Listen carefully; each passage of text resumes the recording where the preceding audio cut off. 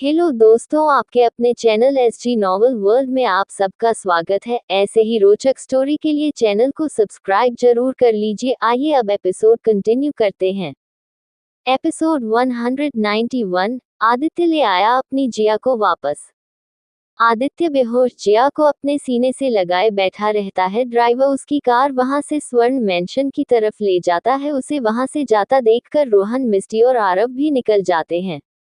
कुछ देर बाद आधे रास्ते पहुंचते ही मिस्टी रोहन से बोलती है, स्टॉप द कार। रोहन और आरव उसे देखते हैं तो मिस्टी उन्हें बोलती है, मेरा वहां पर कोई काम नहीं है। अब तो जया भी वापस आ चुकी है और वहां प्रीति भी है, उसका ख्याल रख लेगी वो। मुझे यही ड्रॉप कर दो, मैं कैब लेकर घर चली जाऊंगी। रोहन मिस्टी को देख रहा था लेकिन वो कुछ बोल नहीं रहा था। मिस्टी उसकी कार से उतर जाती है और सड़क के साइड में खड़े होकर अपने फोन से कैब बुक करके वेट करने लगती है। कार में बैठा आरव रोहन को घूरते हुए बाहर खड़ी मिस्टी को देखता है तो मिस्टी मुस्कुराते हुए बोलती है, तुम लोग मेंशन जाओ, मैं चली जाऊंगी। उसकी बात सुनकर रोहन सामने देखते हुए बोलता है, कैब आ जाए उसके बाद हम चले जाएंगे। मिस्टी उसे देखती है, वो उसे नहीं देख रहा था तो वो चुप खड़ी हो जाती है। तभी आरव भी कार से निकलकर मिस्टी के पास खड़ा हो जाता है और उससे बोलता है, मिस्टी। मिस्टी उसे देखती है तो आरव उससे बोलता है, अब तो जया भी वापस आ गई है न, तो अब तुम भी वापस आ जाओ। आरव की बात सुनकर मिस्टी के हाथ उसके पर्स पर कस जाते हैं। वही रोहन के हाथ कार की स्टीयरिंग पर कस गए थे। मिस्टी उसे देखकर सिर्फ मुस्कुरा देती है। तभी कैब आ जाती है। मिस्टी जाकर उसमें बैठ जाती है तो आरव उस कैब ड्राइवर को देखता है और उससे बोलता है, सेफली इन्हें ड्रॉप कर देना, अगर कुछ गलती हुई तो तुम्हें भुगतान पड़ेगा। उसकी बात सुनकर ड्राइवर उससे बोलता है, यस सर। तो मिस्टी उसे बोलती है, आरव जाओ अब। मिस्टी की कार उनकी कार के सामने से निकल जाती है। रोहन मिस्टी को और अपने आगे जाती हुई कार को देखता रह जाता है। तभी आरव कार में बैठते हुए उससे बोलता है, अब चले, तुम्हारे दिल को तो सुकून मिल गया होगा। रोहन आरव को घूर कर देखता है तो आरव उसे आंखें दिखाते हुए बोलता है, मुझे आंखें दिखने से कुछ नहीं होने वाला है, ये सब तुमने ही खराब किया है। अगर टाइम रहते इसे सही नहीं करोगे तो फिर पीकर ये मत बोलना कि उस अवी को जान से मार दोगे। रोहन उसे देखता है। आरव ये बोलकर दूसरी तरफ मुंह करके आंखें बंद कर लेता है और खुद से बोलता है, आज तो मैं बहुत थक गया। रोहन कुछ सोचने लगता है, फिर आरव से बिन कुछ बोले कार स्टार्ट करके मेंशन की तरफ निकल जाता है।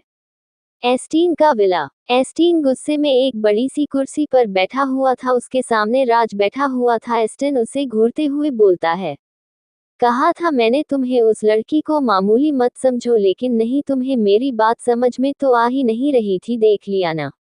तभी राज उससे बोलता है, आप तो रूही के बारे में ऐसे मुझे वार्न कर रहे हैं जैसे आप उसे बहुत अच्छे से जानते हो। क्या सच में आप उसे जानते हैं? उसकी बात सुनकर एस्टीन उसे देखने लगता है। स्वर्ण मेंशन। प्रीति बहुत परेशान थी क्योंकि उसे कुछ पता ही नहीं था कि क्या हुआ है, क्या हो रहा है। तभी वहां पर कार रुकने की आवाज आती है तो प्रीति जल्दी से बाहर आती है, लेकिन उस कार से लेडी डॉक्टर बाहर आए। उन्हें देखकर प्रीति कुछ समझ ही नहीं पाती है। वो उनसे बोलती है, डॉक्टर आप यहाँ पर। उसकी बात सुनकर डॉक्टर उससे बोलती हैं, मुझे मिस्टर आरव ने कॉल करके जल्दी आने को कहा है। तो प्रीति खुद से बोलती हैं, आरव ने इन्हें आने को बोला, कहीं कुछ प्रॉब्लम तो नहीं हो गई है ना? कोई मुझे कुछ बता क्यों नहीं आ रहा है? कुछ देर में तो मेरा सर टेंशन से फट जाएगा।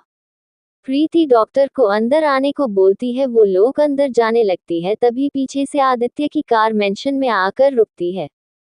प्रीति और वो डॉक्टर दोनों देखती है तो आदित्य किसी लड़की को गोद में उठाए सीधे अंदर आ रहा था। आदित्य की गोद में आंख बंद किए पड़ी जिया को देखकर प्रीति शॉक्ड हो जाती है। वो तुरंत आदित्य के पास जाकर उससे उसके बारे में पूछने वाली होती है, लेकिन आदित्य जिया को गोद में लिए सीढ़ियों से ऊपर जाते हुए डॉक्टर से बोलता है, डॉक्टर चेक करो इसे। डॉक्टर जी सर बोलते हुए उसके पीछे पीछे सीढ़ियों से ऊपर चली जाती है। वही प्रीति वही खड़ी उन्हें जाता हुआ देख रही थी। तभी बाहर से रोहन और आरव अंदर आते हैं। उन्हें देखते ही प्रीति जल्दी से उनके पास जाते हुए बोलती है, वो जिया मतलब रूही, अरे उसे क्या हुआ? वो ऐसी क्यों है? बताओ, कुछ बोलो ना तुम दोनों। तभी आरव प्रीति का हाथ पकड़ते हुए बोलता है, चलो वही। उसे सब याद आ गया है। ये सुनकर प्रीति थोड़ी सी खुश और शॉक्ड हो जाती है। वो आरव और रोहन के साथ ऊपर आदित्य के रूम में जाते हुए बोलती है, कहीं इससे कोई प्रॉब्लम तो नहीं हो जाएगी न उसे। तब तक वो लोग भी आदित्य के रूम में पहुंच जाते हैं। आदित्य जिया को आराम से उस किंग साइज बेड पर लिटाते हुए उसे देख रहा था। वो बेसुध पड़ी हुई थी। वो तीनों भी वही खड़े हो जाते हैं। डॉक्टर आदित्य को देखती है। वो जिया के पास से हट नहीं रहा था। तभी प्रीति उन्हें बोलती है, आप दूसरी तरफ से उसे चेक कर लीजिए। उसकी बात सुनकर डॉक्टर दूसरी साइड आकर जिया का हाथ पकड़कर उसकी नब्ज चेक करने लगती है। ऐसे ही वो उसकी धड़कन सब कुछ चेक करते हुए उससे बोलती है, मुझे लग रहा है इनके दिमाग पर अचानक से इतना प्रेशर पड़ा और ये वो सहन नहीं कर पाए, इस वजह से ये बेहोश हो गई है। मैं इन्हें एक इंजेक्शन दे रही हूँ। इन्हें एक लंबी नींद मिलेगी तो ये सुबह तक नॉर्मल हो जाएंगी। उनकी बात सुनकर आदित्य उनसे बोलता है, ठीक है, लेकिन सुबह आप आ जाइएगा। मुझे क्लियर जानना है कि ये ठीक है या नहीं। वो जिया के हाथ में इंजेक्शन देने वाली होती है। तभी उनकी नज़र उसके हाथ पर जाती है तो वो बोलती है, क्या इन्हें डेली इंजेक्शन दिया जाता है? उनकी बात सुनकर सभी उन्हें देखने लगते हैं। तभी प्रीति बोलती है, हाँ, जिससे जिया को कुछ याद न आ सके इसलिए इसे एक इंजेक्शन दिया जाता था, लेकिन कुछ दिनों से इसे वो मेडिसिन नहीं मिल रही थी। वो एनर्जी के लिए मेडिसिन जिया की बॉडी में इंजेक्ट हो रही थी। उसकी बात सुनकर रोहन और आरव दोनों प्रीति को देखने लगते हैं, क्योंकि उसकी बात ने दोनों को थोड़ा कंफ्यूज कर दिया था कि ये सब कुछ प्रीति को कैसे पता है। तभी डॉक्टर जिया के दूसरे हाथ पर इंजेक्शन लगा देती है और आदित्य से बोलती है, आप इन्हें एक बार हॉस्पिटल ले आइएगा, वहां पर मैं इनका चेकअप अच्छे से कर लूंगी, कहीं उस इंजेक्शन की वजह से कोई प्रॉब्लम न हो जाए। आदित्य उनसे बोलता है, ओके। तो वो उठकर गेट के पास आ जाती है। तभी रोहन उन्हें बोलता है, चलिए मैं आपको छोड़ देता हूँ डॉक्टर। डॉक्टर उसे रोकते हुए बोलती है, थैंक्स रोहन, लेकिन मैं अपनी कार से ही आई हूँ तो मैं चली जाऊंगी, आप यही रहिए और कोई प्रॉब्लम हो तो मुझे फोन कर लीजिएगा। रोहन उन्हें थैंक्स बोलता है। वो वहां से चली जाती है। तभी तीनों आदित्य को देखते हैं तो आदित्य जिया को देखते हुए उनसे बोलता है, अब क्या पूरी रात तुम लोग मेरे ही रूम में रहने वाले हो? उसकी बात सुनकर तीनों वहां से बाहर आ जाते हैं और गेट को बंद कर देते हैं। प्रीति सीधे अपने रूम में जाने लगती है। तभी आरव उसे रोकते हुए बोलता है, प्रीति, तुमने ऊपर जो कहा उसका क्या मतलब था? प्रीति उसकी बात को समझ नहीं पाती है तो वो उससे बोलती है, मतलब क्या कहना चाहते हो तुम? तो रोहन उससे बोलता है, यही कि तुम्हें कैसे पता है कि वो एनर्जी की मेडिसिन्स थी जो लेडी बॉस की बॉडी में कुछ दिनों से इंजेक्ट हो रही थी। उसकी बात सुनकर प्रीति उन दोनों को देखती है। दोनों बेसब्री से उसके जवाब का इंतजार कर रहे थे, लेकिन तभी प्रीति उनसे बोलती है, वो तो मैं बस ऐसे ही बोल रही थी। वो जाने लगती है। तभी आरव फिर से उसका हाथ पकड़ लेता है और उससे बोलता है, प्रीति यार बता भी दो। तो प्रीति को हंसी आ जाती है क्योंकि आरव इरिटेट हो रहा था तो वो उन दोनों से बोलती है, वो हमने न, मतलब मैंने और मिस्टी ने न। वो हम दोनों कुछ टाइम पहले जब रूही मतलब जिया को फोन देने के लिए गए थे तो हमने उसकी सारी मेडिसिन्स बदल दी थी जो उसे इंजेक्शन के थ्रू दी जाती थी। मिस्टी ने वो सारी मेडिसिन्स फेंक दी थी और हम जो एनर्जी की मेडिसिन्स लेकर गए थे वो वहां रख दी और उस गधे को पता भी नहीं चला। ये बोलकर प्रीति हंसने लगती है। वही ये सुनकर आरव और रोहन दोनों आंखें फाड़े प्रीति को देख रहे थे। प्रीति उन दोनों को खुद को ऐसे देखता हुआ देखती है तो अपनी हंसी रोक कर बोलती है, क्या हुआ, ऐसे क्यों देख रहे हो तुम दोनों मुझे? तभी आरव उससे बोलता है, तुम दोनों क्या हो, मतलब कहाँ से सूझा था तुम दोनों को ये? उस टाइम तक तो ये क्लियर भी नहीं था कि वो उसकी रूही है या हमारी जिया। तभी प्रीति उससे बोलती है, वो जो भी हो उसे उसका अतीत पता होना जरूरी था, और वैसे भी ये मेरा नहीं मिस्टी का प्लान था, लेकिन जब उसने मुझे ये बताया था तो मैं खुद शॉक थी क्योंकि वो पहले से ही सब प्लान कर चुकी थी मुझे बताने से पहले ही। उसकी बात सुनकर आरव उसके गाल पर किस करते हुए बोलता है, I am proud of you baby. Preeti मुस्कुरा देती है। आरव उसके साथ रूम में चला जाता है। वही रोहन अभी भी वही खड़ा प्रीति की कही बात को ही सोच रहा था। वो कुछ सोचते हुए अपने रूम में आ जाता है।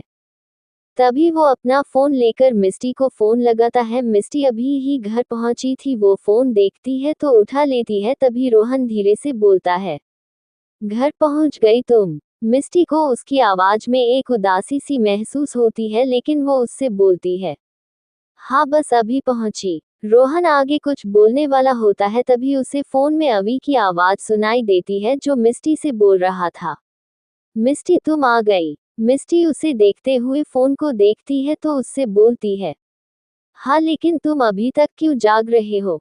तो अवी उससे बोलता है, वो मैं तुम्हारा वेट कर रहा था, तुम्हें काफी देर हो गई वापस आने में वहां से।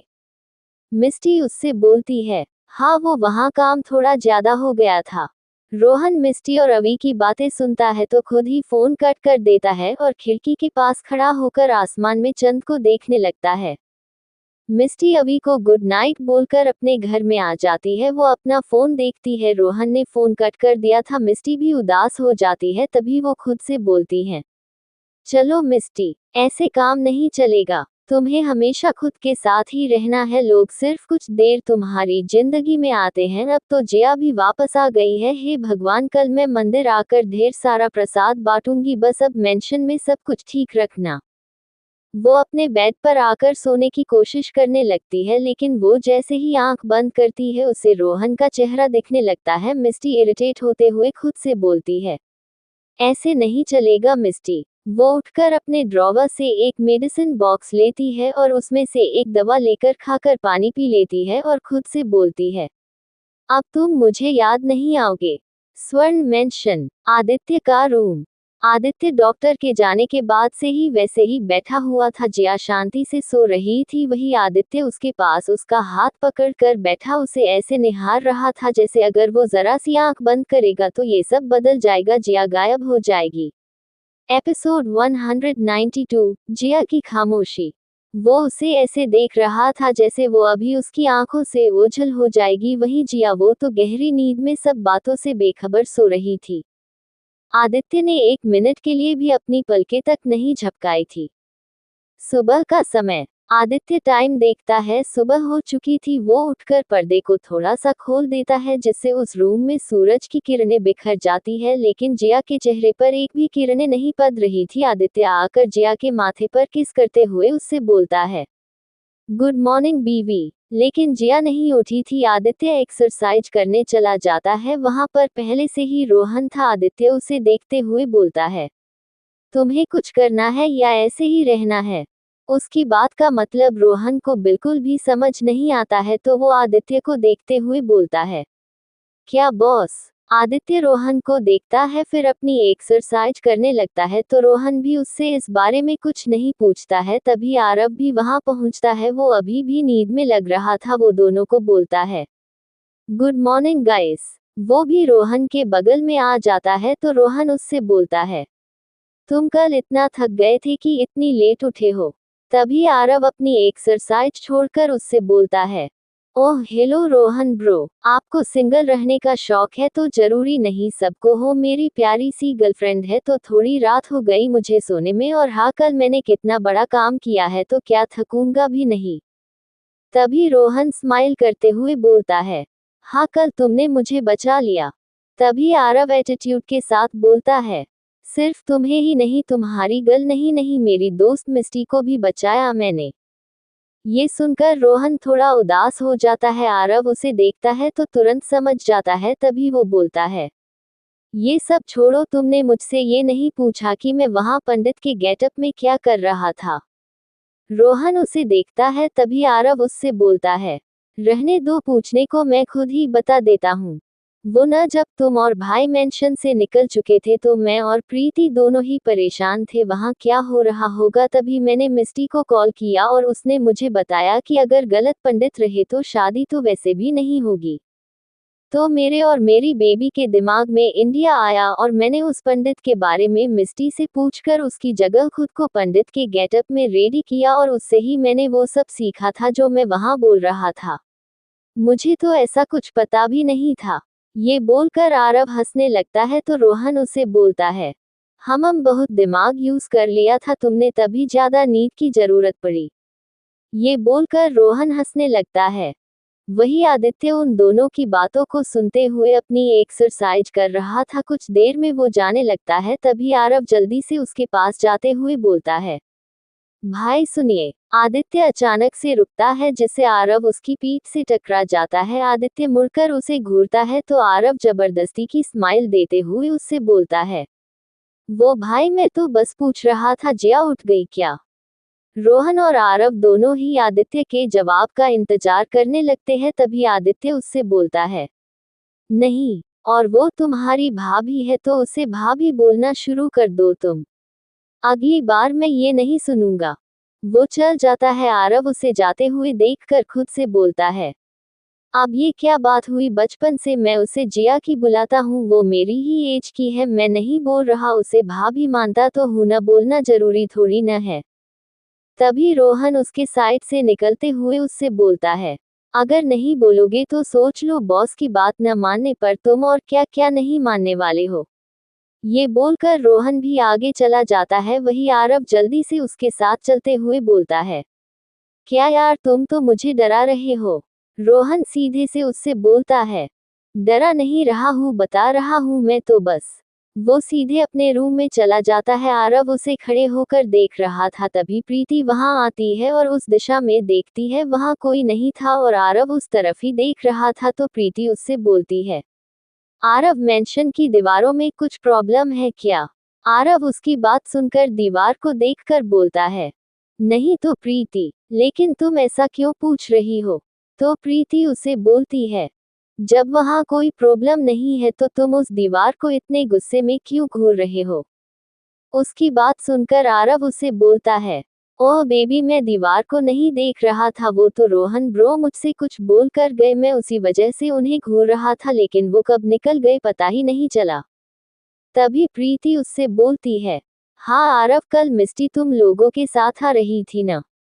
तभी आरव अपने रूम में जाते हुए बोलता है, वो तो रास्ते से ही कैब से चली गई, उसने बोला कि उसका यहाँ क्या काम होगा। मुझे तो गुस्सा इस बात पर आया कि रोहन ब्रो ने एक बार भी उसे ये नहीं कहा कि मिस्टी अब मेंशन चलो ना। अगर वो बोलते तो मिस्टी शायद वापस आ जाती। तभी प्रीति उससे बोलती है, मिस्टी ने जब से इस मेंशन से बाहर अपने कदम निकाले हैं वो एक बार भी अंदर नहीं आए और आएगी भी नहीं। और ये तुम्हारा रोहन ब्रो सिर्फ देखते रह जाएंगे और वो अभी उसे प्रपोज कर देगा, देख लेना। इतना बोलते हुए प्रीति गुस्से में रूम से बाहर आने लगती है। आरव उसके पीछे आते हुए बोलता है, बेबी यार मैं तो उसे समझा रहा हूं ना, अब वही कुछ समझना नहीं चाहता है तो मैं क्या करूं इसमें? तभी प्रीति उससे बोलती है, कुछ मत करो तुम। नहीं तुम नहीं, तुम्हारे वो रोहन ब्रो।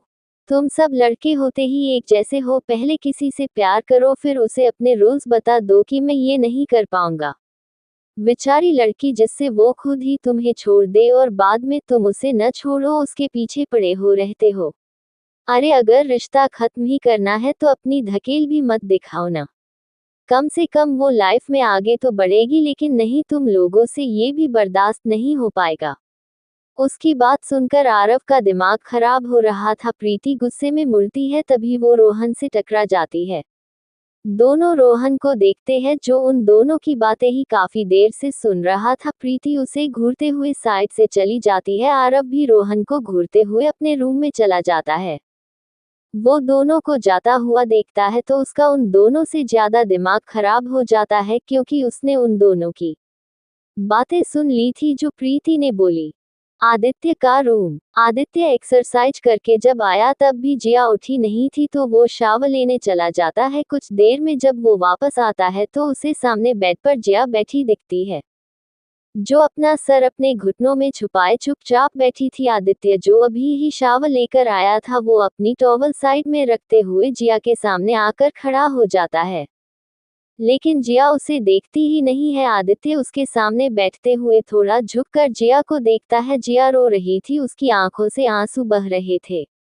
जिया का चेहरा देखते ही आदित्य के हाथों की मुठ्ठियां कस जाती है। वो जिया से बोलता है, गुड मॉर्निंग बीवी। लेकिन जिया तब भी उसे कोई जवाब नहीं देती है। तभी आदित्य उसे आराम से अपनी गोद में उठा लेता है। जिया उसकी गोद में आते ही उसके सीने में अपना चेहरा छुपा लेती है। आदित्य उसे लेकर बाथरूम में आता है और जिया को स्लैब पर बिठाते हुए उसके बालों में उसका क्लचर लगा देता है और जिया की आंखों से आंसू पोंछते हुए बोलता है, बीवी आज से मुझे ये आंसू तुम्हारे चेहरे पर नहीं चाहिए, वरना मैं उन सभी को उससे भी बदतर मौत दूंगा जितना कोई सोच भी नहीं सकेगा। जिया नजरें उठाकर आदित्य को देखती है। दोनों की आंखें लाल थी, एक की दर्द से तो दूसरे की गुस्से से। वो जिया को उठाकर बाथटब में बिठाते हुए उसे नहलाता है और कुछ देर में उसे गोद में उठाकर चेंजिंग रूम में लेकर आता है। वो वहां पर उसके कपड़ों में से एक ढूंढने लगता है, लेकिन उसे कुछ समझ ही नहीं आ रहा था क्योंकि वो सभी कपड़े जिया के ऊपर बहुत अच्छे लगते थे। आदित्य एक पिंक कलर का सूट निकालता है और आराम से जिया को वो पहना देता है और उसे मिरर के सामने बिठाते हुए उसके बालों से क्लचर हटा देता है। आदित्य जिया के बाल बना रहा था, वही जिया मिरर से उसे देख रही थी। तभी आदित्य उसकी एक नॉर्मल सी चोटी बना देता है जैसे वो उसके बचपन में बाल बनाता था। जिया वही वैसे ही बैठी खुद को देखती रहती है। तभी आदित्य चेंजिंग रूम में जाकर एक बॉक्स लेकर आता है और उसमें से मंगलसूत्र निकाल कर जिया के गले में पहना देता है। जिया उस छोटे से मंगलसूत्र को छूकर देखती है, उसमें छोटे से पेंडेंट में दोए बने हुए थे। जिया उसे छूते हुए सबसे पहले अपने मुंह से शब्द निकालती है, आरू। आदित्य उसे देखता है लेकिन कुछ नहीं बोलता है क्योंकि वो दोए वही थे, एक आदित्य और दूसरा आरोही। वो उसे रेडी कर चुका था। तभी गेट खटखटाने की आवाज आती है। आदित्य जाकर गेट खोलता है तो सामने प्रीति और आरव खड़े थे। प्रीति ने अपने हाथ में नाश्ते की प्लेट्स ली हुई थी। आदित्य अंदर आ जाता है। प्रीति और आरव अंदर आते हैं तो मिरर के सामने बैठी जिया को देखते हैं। उन दोनों के चेहरे पर स्माइल आ जाती है। आदित्य ने अब तक सिर्फ लोवर पहन रखी थी तो वो चेंज करने चला जाता है। प्रीति और आरव प्लेट्स टेबल पर रख देते हैं। तभी आरव जिया से बोलता है, जिया चलो नाश्ता कर लो, तुमने कल से कुछ नहीं खाया है ना। जिया उसे देखती है। तभी आरव उसका हाथ पकड़कर उसे लाकर सोफे पर बिठा देता है और उसके सामने बैठते हुए बोलता है, अब कैसी तबीयत है जिया। जिया आरव को देखती है। आज उसने एक बार भी उससे मजाक नहीं किया था। वो कुछ नहीं बोलती है। तभी प्रीति उसे बोलती है, फाइनली आज कितने दिन बाद तू हमारी जिया लग रही है, वरना इतने दिनों से तुझे किसी और नाम से जानकर मैं तो रोज दुखी हो जाती थी। वो दोनों सोच रहे थे जिया कुछ तो बोलेगी, लेकिन वो कुछ भी नहीं बोल रही थी। तभी आदित्य वहां आता है। वो उन तीनों को देखता है तो आरव उससे बोलता है, भाई आप जिया को नाश्ता कर दीजिएगा, हम चलते हैं। वो प्रीति का हाथ पकड़कर उसे बाहर ले जाता है। आदित्य जिया को देखता है तो उसके बगल में बैठते हुए खाने से भरा चम्मच उसकी तरफ बढ़ाता है। जिया उसकी तरफ देख भी नहीं रही थी। तभी आदित्य उससे बोलता है, बीवी ओपन योर माउथ। जिया दूसरी तरफ चेहरा कर लेती है। आदित्य उसका चेहरा अपनी तरफ करते हुए उससे बोलता है, बीवी तुम चाहती हो मैं तुम्हें अपने तरीके से खिलाऊं। जिया तो भी कुछ नहीं बोलती है, लेकिन आदित्य बहुत देर बाद आखिरकार जिया को नाश्ता करा देता है और उससे बोलता है, कुछ देर में हम डॉक्टर के पास जाएंगे। वो अपने ऑफिस एरिया में जाने लगता है। जिया अभी भी उसी जगह बैठी बालकनी की तरफ देख रही थी, खाली आसमान जहां न कोई चिड़िया थी और कोई आवाजें। आदित्य उसे देखता है। वो चाहता था जिया उससे बोले, लेकिन जिया ने सिर्फ आरोही के अलावा कोई भी शब्द अपने मुंह से नहीं निकाला था। आदित्य अपने ऑफिस एरिया में जाकर अपना फोन लेकर किसी को फोन लगाता है। एपिसोड 193, आदित्य ने दी डॉक्टर को वार्निंग। आदित्य अपने ऑफिस एरिया में आकर किसी को फोन लगाता है और उससे बोलता है, मुझे वो दोनों कल वहां चाहिए। अब सबका हिसाब होगा, सबको पता होना चाहिए उन्होंने क्या किया है। इतना बोलकर आदित्य फोन काट देता है। उसका चेहरा इस वक्त कोई देखता तो डर जाता, क्योंकि आदित्य पल भर में अपना स्वभाव बदलने लगा था। जिया के सामने उसका आदित्य वही दूसरी तरफ एक है जिसकी डिक्शनरी में माफी शब्द ही नहीं है। जिया वही बैठी रहती है। तभी उसकी नजर सामने टेबल पर रखी उसकी आदित्य और आरोही की एक फोटो पर जाती है। वो उसे उठाकर छूते हुए मुस्कुरा देती है, लेकिन तभी उसकी आंखों से आंसू गिरने लगते हैं। वो उस फोटो को अपने सीने से लगा कर रोने लगती है। तभी आदित्य वहां वापस आता है। वो ये बोलते हुए आ रहा था, बीवी चलो। लेकिन वो जैसे ही जिया को देखता है उसकी आंखें कठोर हो जाती है। जिया उसे देखते ही उसके सीने से लगकर रोने लगती है। आदित्य उसकी पीठ पर हाथ फेरते हुए उस फोटो को धीरे से उसके हाथ से लेकर वापस से वहीं रख देता है और जिया से बोलता है, बीवी तुम्हारे रोने से कितने को दर्द हो रहा है ये तुम नहीं देख रही हो। जिसके लिए तुम रो रही हो वो भी तो तुम्हें ऐसे देख कर रोएगी। अगर वो तुम्हारी प्यारी बच्ची है तो वो तो तुम्हारे दिल में होनी चाहिए, तो क्यों रो रही हो। जिया आदित्य के सीने से लगे सिर्फ उसकी बात को सुन रही थी। तभी आदित्य उसे गोद में उठा लेता है और सीढ़ियों से नीचे आने लगता है। सामने उसे रोहन और आरव मिल जाते हैं। तभी रोहन उससे बोलता है, बॉस कहीं जाना है क्या?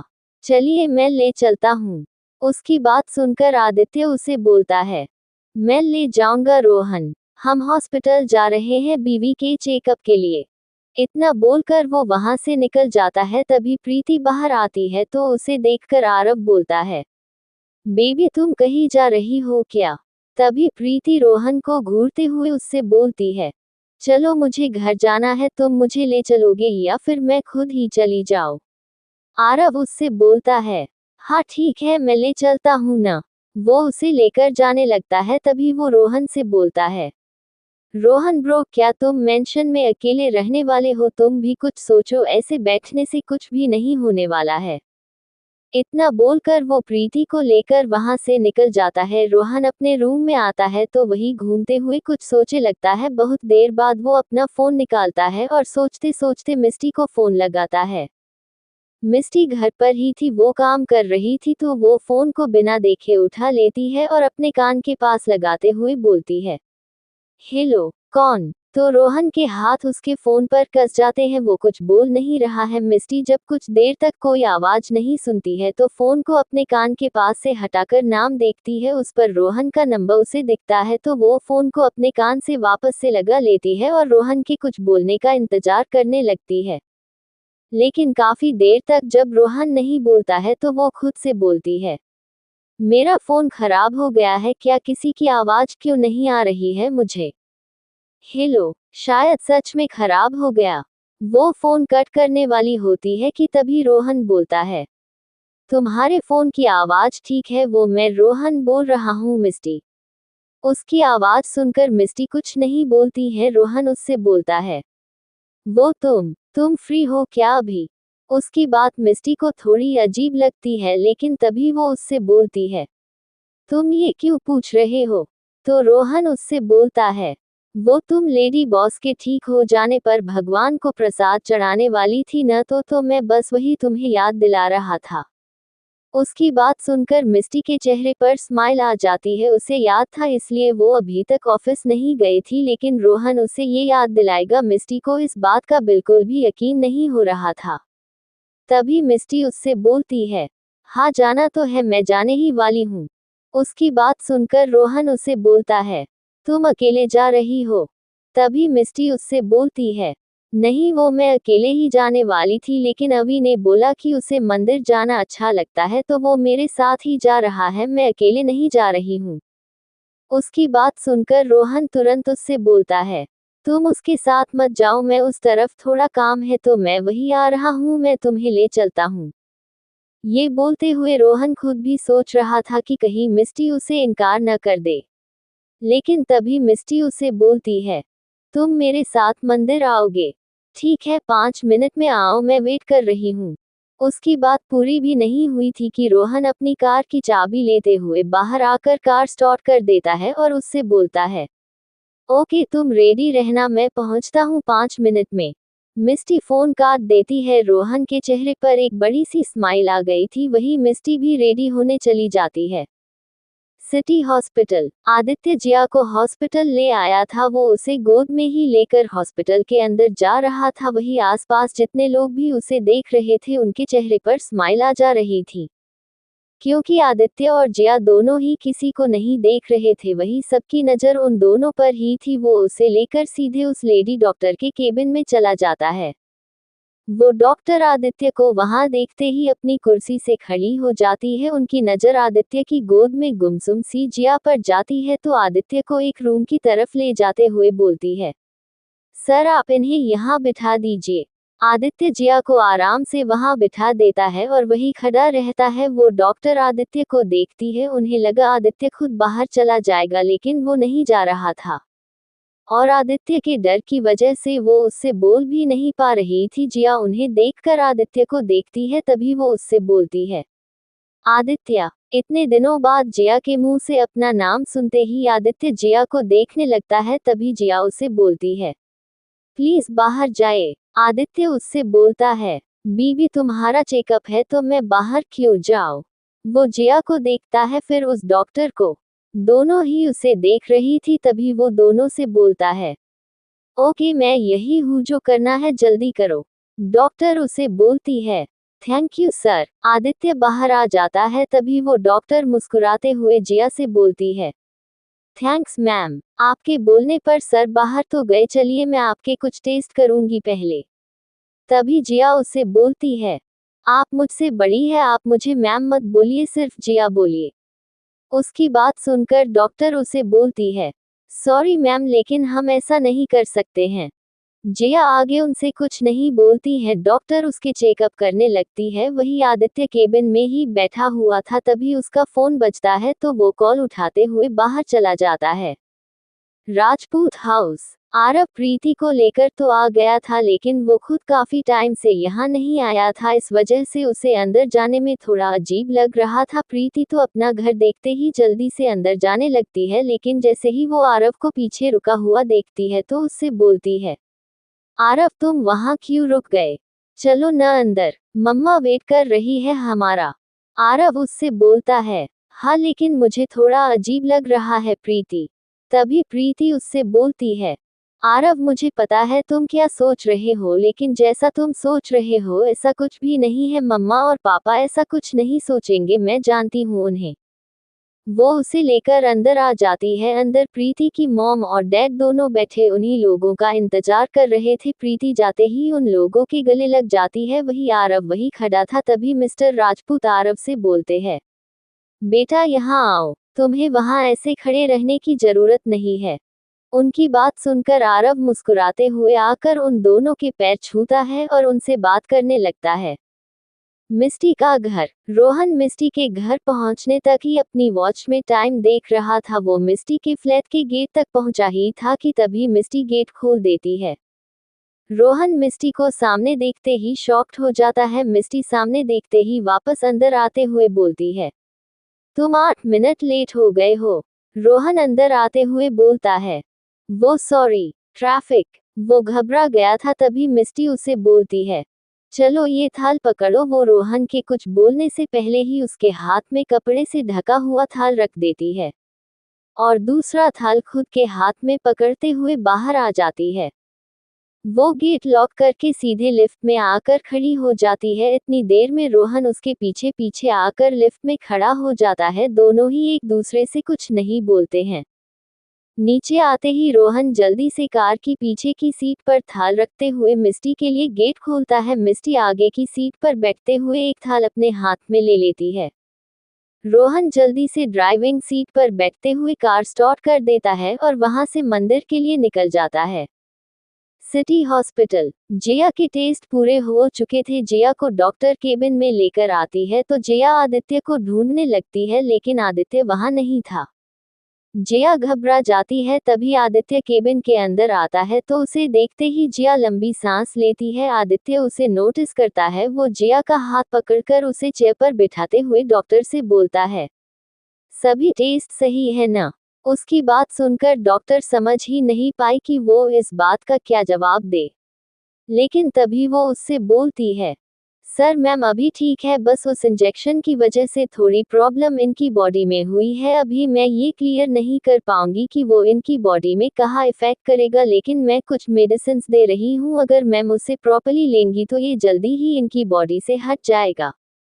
उसकी बात सुनकर आदित्य उससे बोलता है, इफेक्ट करेगा मतलब। डॉक्टर आदित्य के इतनी तेज बोलने से ही डर जाती है। तभी वो जिया से बोलती है, मैम, मैं आपसे कुछ बात करना चाहती हूँ। जया उन्हें देखती है, उसे कोई सीरियस बात लगती है तो वो आदित्य को देखती है। आदित्य उसे देखने का मतलब समझ जाता है। वो गुस्से में डॉक्टर से बोलता है, अगर इन इफेक्ट से मेरी बीवी को कोई प्रॉब्लम हुई तो मैं तुम्हारी जॉब के साथ ये हॉस्पिटल भी बंद करवा दूंगा। वो गुस्से में वहां से उठकर बाहर चला जाता है। तभी जिया डॉक्टर को देखती है। वो डरी हुई थी। जिया उनसे बोलती है, बोलिए। डॉक्टर आदित्य की धमकी सुनकर ही ये भूल गई कि उसे जिया से बात क्या करनी है। तभी जिया उन्हें बोलती है, आप डरिए मत, आपको मुझसे क्या बात करनी है, बोलिए। डॉक्टर जिया को देखने लगती है। अचानक से उन्हें याद आ जाता है तो वो उसे कुछ बताने लगती है। आदित्य बाहर ही था। कुछ देर बाद जिया डॉक्टर के केबिन से बाहर आते हुए आसपास देखने लगती है, लेकिन उसे आदित्य नहीं दिख रहा था तो जिया वहीं बैठने लगती है। तभी आदित्य अचानक से उसे गोद में उठा लेता है। जिया घबराकर आदित्य की शर्ट को जोर से पकड़ लेती है। आदित्य उसे घूरते हुए बोलता है, क्या बोला डॉक्टर ने। एपिसोड 194। आदित्य पहले से जानता था कि रूही ही जिया है। हॉस्पिटल। जिया ने डॉक्टर की सारी बातों को अच्छे से सुना था। उसके चेहरे पर थोड़ी टेंशन दिखाई देने लगी थी। तभी डॉक्टर उसके कंधे पर हाथ रखते हुए बोलती है, चिंता मत करिए, ये मेडिसिन उस डोज को आपकी बॉडी से जल्दी ही खत्म कर देगी, बस आप थोड़ा ध्यान रखिएगा। जिया हाँ में सर हिला देती है। वो केबिन से बाहर आती है तो उसे आदित्य दिखाई नहीं देता है। जिया इधर उधर देखने लगती है। वो धीरे धीरे वहां से बाहर आ जाती है। तभी उसे आदित्य कुछ दूरी पर फोन से बात करता हुआ दिखता है। जिया उस कार की तरफ धीरे धीरे जाने लगती है। तभी अचानक से एक कार आकर उस कार को टक्कर मार देती है, जिससे कार के पास खड़ा आदमी टकराकर दूर जाकर गिरता है। अचानक से हुए इस एक्सीडेंट से वहां भगदड़ मच गई। वही रोड के बीच में खड़ी जिया ये देखते ही शॉक्ड हो जाती है। उसे लगा सामने आदित्य का एक्सीडेंट हुआ। ये सोचते ही उसका दिमाग पूरी तरह ब्लैंक हो जाता है। वो वहीं गिरकर बेहोश हो जाती है। वही दूसरी तरफ आदित्य अंदर था। वो जिया को ही ढूंढ रहा था। वो जैसे ही थोड़ा अजीब माहौल देखता है तो बाहर की तरफ भागता है, लेकिन वहां देखते ही उसके कदम रुक जाते हैं, क्योंकि सामने जिया बेहोश पड़ी थी और कुछ दूरी पर ही कार का एक्सीडेंट हुआ था और कोई आदमी लहूलुहान सा पड़ा था। आदित्य का ये देखते ही दिमाग खराब हो जाता है। वो तुरंत जिया की तरफ भागता है और उसके पास आकर उसे उठाते हुए बोलता है, बीवी ओपन योर आइज। जिया वैसी ही हो गई थी जैसी उसे उसने कुछ दिन पहले देखा। वो जल्दी से उसे उठाकर अंदर की तरफ भागता है। अंदर डॉक्टर जैसे ही जिया को बेहोश देखती है वो खुद घबरा जाती है। आदित्य चिल्लाते हुए उन्हें बोलता है, चेक करो इसे जल्दी।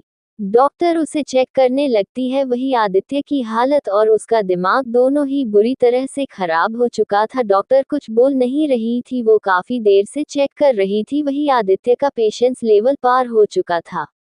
वो चिल्लाते हुए उससे बोलता है, तुम कुछ बोलोगी या नहीं। वो डॉक्टर डर जाती है। तभी वो आदित्य से बोलती है, सर मैम को कोई चोट नहीं आई है, वो सिर्फ बेहोश हुई है। आदित्य उसे बोलता है, इसे होश में लाओ। डॉक्टर उसे बोलती है, सर समझिए मैम को मैं इंजेक्शन दे देती हूँ, लेकिन वो अभी तुरंत नहीं उठ पाएंगी, उन्हें थोड़ा टाइम तो लगेगा होश में आने में। आदित्य जिया को देखता है और तुरंत वहां से निकल जाता है। डॉक्टर उसे जाते हुए देखती रह जाती है। वो जिया को इंजेक्शन दे देती है। मंदिर। रोहन मंदिर के बाहर कार रोकता है और मिस्टी की तरफ का गेट खोलकर उसे बाहर निकालता है। मिस्टी रोहन को देखती है। वो बहुत खुश लग रहा था। मिस्टी उसके साथ मंदिर के अंदर आती है और वहां पर पंडित जी को वो दोनों थाल दे देती है और उनसे बोलती है, पंडित जी मेरी एक मन्नत थी वो पूरी हो गई है, तो आप आज ये प्रसाद देवी माँ को चढ़ा दीजिए। पंडित जी मुस्कुराते हुए मिस्टी और रोहन के हाथ की थाल देवी माँ को चढ़ाकर पूजा करने लगते हैं। मिस्टी तुरंत अपने सर पर दुपट्टा ओढ़कर हाथ जोड़कर आंख बंद कर खड़ी हो जाती है। रोहन उसे देखता है तो उसे ही देखने लगता है। कुछ देर में पंडित जी एक थाल रोहन के हाथ में देते हुए बोलते हैं, आप ये प्रसाद बाहर बांट दीजिए। रोहन जी पंडित जी बोलकर पीछे मुड़ता है, लेकिन इतनी भीड़ में उसे ये समझ ही नहीं आ रहा था। वो थाल हाथ में पकड़े कंफ्यूज हुए खड़ा था।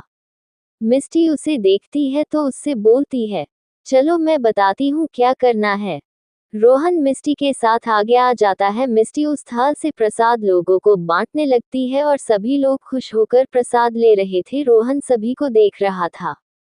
प्रसाद खत्म हो जाने पर मिस्टी रोहन से बोलती है, ऐसे बांटते हैं प्रसाद? रोहन उससे बोलता है, हाँ। वो कुछ दूरी पर बने पेड़ के नीचे आकर बैठते हुए सामने मंदिर को देखने लगती है। रोहन भी वहीं बैठ जाता है जहां मिस्टी सामने मंदिर को देख रही थी, वही रोहन उसे देख रहा था। दोनों कुछ देर शांति से बैठे रहते हैं। तभी मिस्टी रोहन से बोलती है, जिया कैसी है अब? रोहन उसे बोलता है, वो बॉस उन्हें हॉस्पिटल लेकर गए हैं चेकअप के लिए। मिस्टी उसकी बात सुनकर मुस्कुरा रही थी। तभी रोहन उससे बोलता है, मुझे तुमसे कुछ पूछना है। मिस्टी उसे देखती है। तभी रोहन उसे बोलता है, वो तुम्हें कैसे पता चला था कि राज अरोरा लेडी बॉस को कौन सी मेडिसिन्स देता है? और तुम दोनों तो हमारे सामने से ही उसके घर के लिए निकली थी, फिर तुमने वो मेडिसिन ली कब?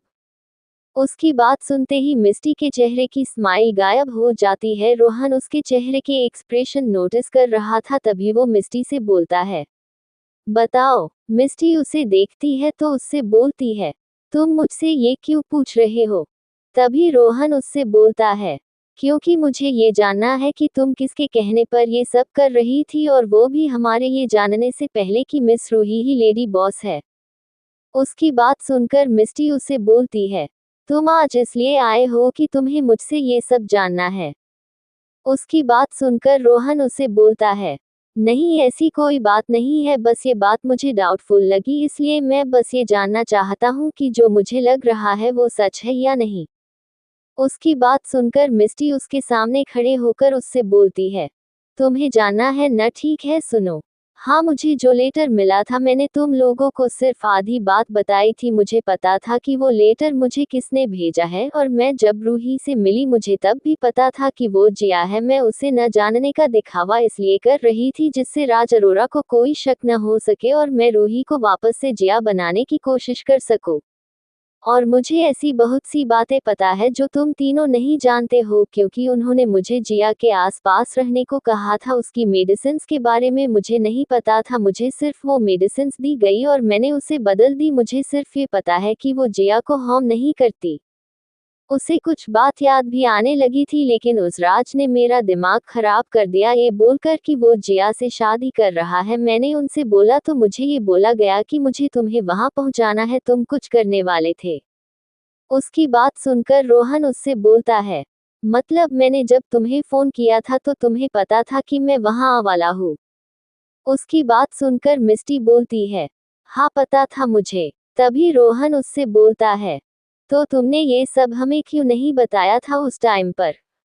उसकी बात सुनकर मिस्टी उसे बोलती है, वो सब मुझे नहीं पता है, मुझे सिर्फ ये बोला गया था कि मुझे ये काम शुरुआत में अकेले ही करना है। पहले मुझे ये बात समझ नहीं आई थी, लेकिन जब मैं राज अरोरा से मिली मैंने उसे तुम लोगों से मिलते जुलते देखा, तब मुझे समझ आया कि मुझे ऐसा क्यों बोला गया था।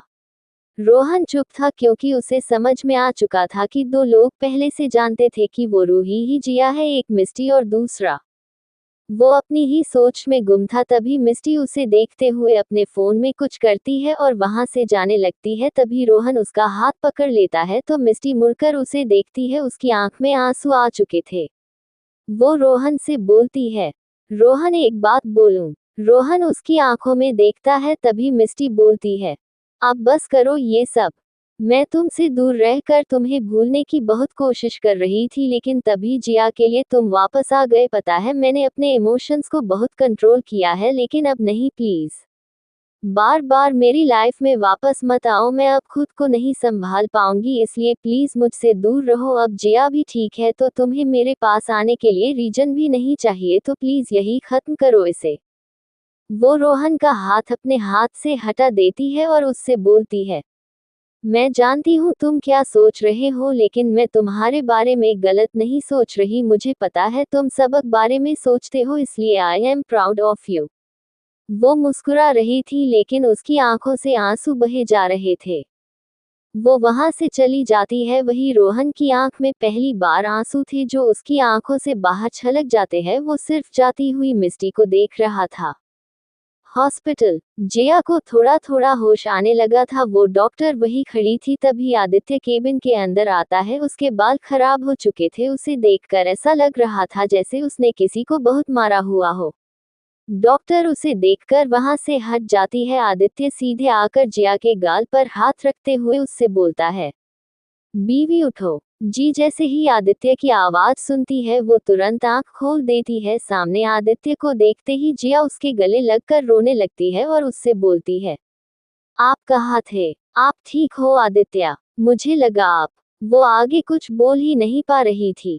आदित्य जिया को गले लगाए हुए ही उससे बोलता है, किसी की इतनी औकात नहीं कि वो आदित्य कपूर को हाथ लगा सके। बीवी, तो तुमने ये कैसे सोच लिया कि मैं मर?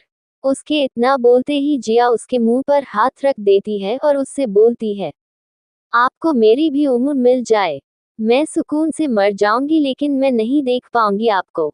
जिया बस रोए ही जा रही थी। आदित्य जिया को गोद में उठा लेता है और उसे वहां से लेकर जाने लगता है। तभी जिया उससे बोलती है, ये सब कुछ मेरी वजह से हो रहा है आदित्य। आदित्य जिया को देखता है और उसे बाहर कार में बिठाकर मेंशन निकल जाता है। कुछ देर बाद आदित्य जिया को लेकर मेंशन आ जाता है। उसने पूरे रास्ते एक शब्द नहीं बोला था। वो बस खिड़की से अपना सर टिकाए बाहर की तरफ देख रही थी। आदित्य उसे देखते ही उसे अपनी तरफ खींचकर सीने से लगा लेता है। जिया आंखें बंद की उसके सीने से लगी थी। मेंशन पहुंचते ही आदित्य जिया को गोद में लेकर अंदर आ जाता है और उसे सीधे ऊपर रूम में ले जाता है और उसे बेड पर आराम से बिठाते हुए उसके बाल उसके कान के पीछे करते हुए जिया को देखता है। जिया अभी भी कुछ सोच रही थी। आदित्य जिया के माथे पर किस करता है। जिया का ध्यान आदित्य की तरफ आ जाता है। तभी आदित्य जिया से बोलता है, बीवी ऐसा कुछ भी करने के बारे में मत सोचना जिससे मैं पुराना एके बन जाऊं। वो उसके गाल पर हाथ रखते हुए बोलता है, आराम करो मैं आता हूँ। वो वहां से उठकर चला जाता है। वही जिया उसे जाते हुए देख रही थी। उसके हाथों की मुट्ठी कस गई थी। आदित्य ने जिया को ऐसी बात बोली मतलब जिया ऐसा कुछ सोच रही है जो उसके लिए अच्छा नहीं होने वाला है। आदित्य नीचे आता है। तभी वो रोहन को देखता है जो बाहर से आ रहा था। वो सीधे अपने रूम में जाने लगता है। तभी आदित्य उसे बोलता है, कहाँ थे तुम? रोहन रुक जाता है। वो आदित्य को देखता है तो उससे बोलता है, लेडी बॉस ठीक है न बॉस? आदित्य उसे घूरते हुए बोलता है, मैंने तुमसे कुछ पूछा? उसकी बात सुनकर रोहन उससे बोलता है, मैं कहा था ये आपको पता ही होगा बॉस। फिर आप मुझसे क्या जानना चाहते हैं? कि मैं उन सवालों का जवाब ढूंढ रहा था जो मुझे आपने नहीं दिए। आदित्य उसे खड़ा घूर रहा था। तभी रोहन उसके सामने सर झुकाते हुए बोलता है, सारे बॉस मैं आपसे आर्ग्यू कर रहा हूँ लेकिन हमें जो पहले ही पता होना चाहिए था वो सब मुझे आज पता चला। मुझे पता है आप ही वो है जिसने मिस्टी को वो लेटर भेजा था। आप ही उसे सारी इंस्ट्रक्शंस दे रहे थे कि उसे कब क्या करना है। लेकिन हम सभी को ये पता ही नहीं था कि आप बहुत पहले से ही जानते हैं कि मिस रूही ही भाभी है। तो आपने उन्हें इतने टाइम तक उसके पास क्यों रखा? उसकी बात सुनकर आदित्य उससे बोलता है, क्योंकि वो वहां अभिषेक कपूर से सेफ थी। एपिसोड 195, जिया ने छोड़ा स्वर्ण मेंशन। उसकी बात सुनकर जहां रोहन शॉक्ड था वहीं पीछे तुरंत आए आरव और प्रीति भी ये सुनते ही शॉक्ड हो जाते हैं। तभी आदित्य उन लोगों से बोलता है, अगर वो यहाँ होती तो जरूर वो अभिषेक कपूर उसके ऊपर अटैक करता। वो वहाँ उस राज अरोरा के पास थी, उसके घर में थी, तो अभिषेक कपूर उसके ऊपर अटैक नहीं करता क्योंकि पूरी दुनिया की तरह वो भी उसे रूही मानता। इसलिए मैंने इतने टाइम उसे वहां रखा जब तक वो खुद को याद न कर ले। अगर मैं उसी वक्त उसे वापस ले आता तो उसकी कंडीशन को डॉक्टर भी हैंडल नहीं कर सकते थे। उसकी बात सुनकर आरव उससे बोलता है, आपको इतना सब कैसे पता है भाई? मतलब आपने? तभी आदित्य उन लोगों से बोलता है, जब तुम लोगों ने बीवी को देखा था उससे पहले ही मैं उसके बारे में सब कुछ पता करवा चुका था। सभी को लग रहा था कि मुझे भी वो रूही ही लग रही है लेकिन उसको सेफ रखने के लिए मुझे इतने टाइम उसे खुद से दूर रखना पड़ा। तभी रोहन उसे बोलता है, तो आपने सिर्फ मिस्टी को ही क्यों भाभी की प्रोटेक्शन के लिए काम करने को कहा? हम भी तो ये कर सकते थे ना? ये सुनते ही फिर से आरव और प्रीति शॉक्ड हो जाते हैं। तभी प्रीति रोहन से बोलती है, क्या मिस्टी जीजू के लिए काम कर रही थी? रोहन हाँ में सर हिला देता है। तभी आरव उससे बोलता है, लेकिन उसे एक बार भी आपका नाम तो लिया नहीं कि वो आपके कहने पर ये सब कर रही है। उसकी बात सुनकर आदित्य उससे बोलता है, क्योंकि राज और एस्टन दोनों तुम लोगों से मिल चुके थे, वो तुम लोगों को जानते थे, तो कोई बाहर वाला चाहिए था जो बीवी के करीब रहे, इसलिए मिस्टी ही वो लड़की थी जो मेरा काम आसानी से पूरा कर सकती थी, और उसने किया भी। मेरी सोच से काफी अच्छा काम किया मिस्टी ने। आदित्य की बात का आगे कोई सवाल किसी के दिमाग में नहीं था, क्योंकि सभी ये सब सुन सुनकर पहले से ही शॉक थे। वही ऊपर खड़ी जिया, उसने भी ये सब सुन लिया था। वो अचानक से वही बैठ जाती है, क्योंकि उसके दिमाग में एक बात घूमने लगती है, सब मेरी वजह से हो रहा है। आदित्य मेरे लिए ये सब कर रहे थे, मैं सबको खतरे में डाल रही हूँ। वो घबरा गई थी, जिया की आंखों से आंसू बहे जा रहे थे। वो जल्दी से भागकर अपने रूम में चली जाती है। वही नीचे खड़ी प्रीति की नजर जिया पर पड़ जाती है। वो तुरंत ऊपर की तरफ देखते हुए सभी से बोलती है, वो जिया। जिया ने सुन लिया सब। ये सुनते ही सभी ऊपर देखते हैं। वही आदित्य के हाथ ग्लास पर कस जाते हैं। वो आंखें बंद करके अपने माथे को सहलाते हुए ग्लास वहां रखकर ऊपर चला जाता है। प्रीति सभी से बोलती है, जिया इन सब को सुनकर कुछ और न सोच ले, मुझे डर लग रहा है। आरव आरव प्रीति से बोलता है, कुछ नहीं होगा, भाई है न, वो सब संभाल लेंगे, वो जिया को संभाल सकते हैं। वही रोहन वो सीधे अपने कमरे में चला जाता है। तभी आरव बोलता है, इसे क्या हुआ? तो प्रीति बोलती है, कहीं मिस्टी ने किसी को इस बारे में नहीं बताया, इस वजह से तो रोहन दुखी नहीं हो गए हैं। आरव सोचते हुए उससे बोलता है, लेकिन प्रीति रोहन ब्रो इन बातों से परेशान होने वाले नहीं है, जरूर कोई और बात है। तभी प्रीति बोलती है, मैं मिस्टी से बात करूं? आरव उससे बोलता है, नहीं रहने दो, ये दोनों खुद समझ सकते हैं एक दूसरे को। आदित्य का रूम। आदित्य जैसे ही रूम में आता है तो देखता है जिया सो रही थी। आदित्य उसके पास आकर बैठकर उसे देखता है और उसके बालों में हाथ फेरते हुए उससे बोलता है, बीवी तुम वो हो जिसके लिए मैं किसी भी हद तक जा सकता हूँ, तो मुझे पुराना एके बनने पर बिल्कुल भी मजबूर मत करना। ये सुनते ही जिया के हाथों की मुट्ठियां कस जाती है। आदित्य उसके माथे पर किस करता है और उसे अपनी तरफ करके गले लगाकर लेट जाता है।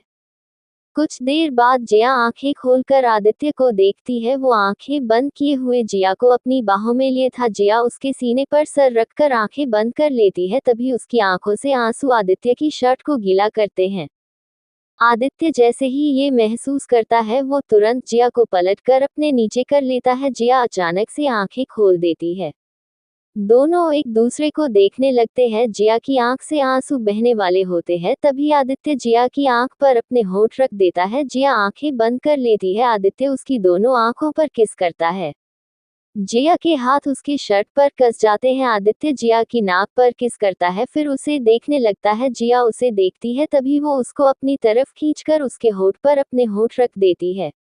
आदित्य जिया को देखता है। उसने अपनी आंखें बंद कर ली थी। उसने सिर्फ आदित्य के होठों को छुआ था, वो कोई मूवमेंट नहीं कर रही थी। आदित्य कुछ देर उसे देखता रहता है, लेकिन तभी वो जिया को किस करने लगता है। दोनों ने ही एक दूसरे को बहुत समय बाद फील किया था। दोनों की ही आंखें बंद हो जाती है। आदित्य जिया को सॉफ्टली किस कर रहा था। जिया भी उसका साथ देती रहती है। कुछ देर बाद आदित्य उसे छोड़ते हुए उसके चेहरे को देखता है। जिया की सांसें तेज चलने लगी थी, क्योंकि आदित्य ने भले ही उसे सॉफ्टली किस किया था, लेकिन इतने देर में उसने एक बार भी जिया को छोड़ा नहीं था। जिया को लंबी लंबी सांस लेता देख आदित्य उसका सर वापस से अपने सीने पर रखते हुए आंखें बंद कर लेता है। जिया भी सो जाती है। रोहन का रूम। रोहन अपने रूम में अपने बेड पर लेटा अपने फोन में मिस्टी की फोटो देख रहा था। वो उसकी फोटो देखते हुए खुद से बोलता है, तुमने सही कहा कि मुझे तुम्हारे पास नहीं आना चाहिए। सॉरी मिस्टी, मैं तुम्हारे प्यार के लायक कभी नहीं बन पाया, और अब मैं तुम्हें सच में अपनी शकल नहीं दिखाऊंगा, कभी भी नहीं। आधी रात का समय।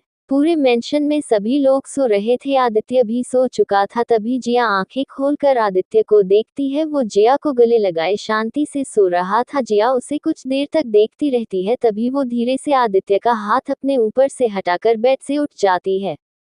वो आदित्य को देखती है और चेंजिंग रूम में जाकर अपना बैग पैक करने लगती है। जिया की आंखों से आंसू बह रहे थे। वो जल्दी से अपना सामान पैक करती है और बाहर आकर टेबल के पास रखी तीनों की एक फोटो लेकर उसे रख लेती है। जिया अपने हाथ में बैग पकड़े सामने आराम से सो रहे आदित्य को देखकर बोलती है, आई एम सॉरी आदित्य, लेकिन मैं मेरी वजह से किसी को भी खतरे में नहीं डाल सकती हूँ। मैं नहीं चाहती मेरी वजह से आप लोगों पर कोई भी प्रॉब्लम आए। मेरी वजह से मेरी बच्ची, मेरी आरू मुझसे दूर हो गई। अब मैं और किसी को नहीं खो सकती हूँ आदित्य, इसलिए मैं आप सभी से दूर जा रही हूँ। वो धीरे से गेट खोलती है और एक बार मुड़कर आदित्य को देखती है और अपने आंसू पोंछते हुए नीचे आकर पूरा मेंशन देखती है। चारों तरफ सन्नाटा था। जिया वहां से निकल जाती है। वो आधी रात को सुनसान सड़क पर अकेले चले जा रही थी। जिया को ये नहीं पता था कि उसे कहाँ जाना है, बस वो चले जा रही थी। वही मेंशन में किसी को कोई खबर नहीं थी। किसी को अंदाजा भी नहीं था कि जिया ऐसा कदम उठा चुकी है। सभी चैन से सो रहे थे। सड़क। जिया को अब थोड़ा थोड़ा डर लगने लगा था, क्योंकि वहां चल रही गाड़ियों के अलावा वहां कोई इंसान नहीं नजर आ रहे थे। सिर्फ सड़क पर चल रही गाड़ियां अपनी रफ्तार में थी। वही मिस्टी, जो रोहन से मिलने के बाद सीधे ऑफिस चली गई थी, उसने सोचा वो खुद को काम में बिजी रखेगी तो उसका दुख बढ़ेगा नहीं। वो रोहन को याद नहीं करेगी। लेकिन वहीं पर उसे आधी रात हो चुकी थी। वो अपने ऑफिस से घर के लिए निकल गई थी। वो उसी सड़क पर थी जहां पर जिया थी। मिस्टी खुद अपनी कार चला रही थी। वो अपनी वॉच देखते हुए बोलती है, मैंने ध्यान क्यों नहीं दिया, आधी रात हो चुकी है और मैं अब घर जा रही हूँ। सब कुछ इस रोहन की वजह से हुआ। मिस्टी खुद से बातें करते हुए कार चला रही थी। तभी उसकी नज़र सड़क के किनारे पर जाती है, जहां पर एक लड़की बैग लिए चल रही थी। मिस्टी उसे देखते ही शॉक्ड हो जाती है। उसकी कार उससे थोड़ी आगे ही निकली। तभी वो खुद से बोलती है, जिया, मैंने अभी जिया को देखा। ये सोचते ही वो तुरंत अपनी कार उसके सामने लाकर रोक देती है। ऐसे अचानक से अपने सामने कार रुकने से जिया डर कर पीछे हो जाती है।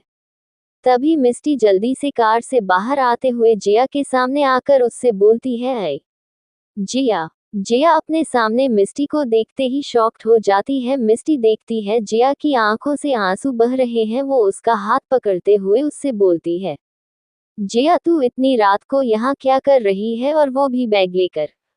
तू कहाँ जा रही है? जीजू को पता है क्या ये? वो उसे शक भरी नजरों से देखती है। तभी जिया उससे अपना हाथ छुड़ाते हुए पीछे की तरफ होने लगती है। मिस्टी को जैसे ही एहसास होता है कि जिया वहां से जाने वाली है, वो तुरंत उसका हाथ टाइटली पकड़ लेती है और उससे बोलती है, जिया, भागने के बारे में बिल्कुल मत सोचना, वरना मुझसे बुरा कोई नहीं होगा। तू चल, मैं तुझे मेंशन वापस लेकर चलती हूँ। वो उसका हाथ पकड़कर उसे कार की तरफ ले जाने लगती है। तभी जिया उसे रोकते हुए बोलती है, मिस्टी, नहीं, मुझे वहां नहीं जाना है। मैं वहां से खुद आई हूँ। मैं वहां वापस नहीं जाऊंगी। मैं अपनी वजह से किसी को खतरे में नहीं डाल सकती हूँ, इसलिए मैं सबसे दूर जा रही हूँ। उसकी बात से मिस्टी शॉक्ड हो गई थी। वो उससे बोलती है, जिया, तू पागल हो गई है क्या? तेरे लिए जीजू ने क्या क्या नहीं किया जिससे तू उनके पास वापस आ सके तो सेफ रहे, लेकिन तू उन्हीं से दूर जाने का सोच रही है। तभी जिया उससे बोलती है, मिस्टी, मैंने अच्छे से सोचकर ये फैसला किया है और मैं अब पीछे नहीं हटूंगी। प्लीज मुझे जाने दो। उसकी बात से मिस्टी का दिमाग खराब हो रहा था, लेकिन तभी वो उससे बोलती है, अच्छा ठीक है, तुझे मेंशन नहीं जाना है न, ठीक है, तू मेरे घर चल, तू वहां पर रहना।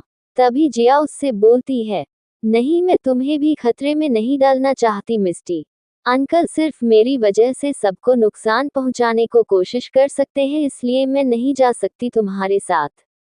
तभी मिस्टी खुद को शांत रखते हुए बोलती है, देख जिया, तुझे नहीं रहना है न किसी के पास, ठीक है, मत रहना। लेकिन जब तक तू अपना एक प्रॉपर जगह नहीं ढूंढ लेती, तब तक के लिए मैं तुझे नहीं छोड़ूंगी। तुझे मेरे साथ रहना होगा और आगे मैं कुछ भी नहीं सुनूंगी। तू मेरे साथ चल, बस मैं किसी को नहीं बताऊंगी कि तू मेरे साथ है, प्लीज जिया। वो उसकी बात सुने बिना उसे लाकर कार में बिठा देती है और उसका सामान पीछे की सीट पर रखते हुए जिया को देखती है, जो इस वक्त पता नहीं क्या सोच रही थी। मिस्टी उसे लेकर अपने घर के लिए निकल जाती है। बाकी का नेक्स्ट एपिसोड नेक्स्ट पार्ट में कवर करेंगे। कहानी को लाइक शेयर कमेंट जरूर करें और प्लीज लाइक भी जरूर करें। Thank you.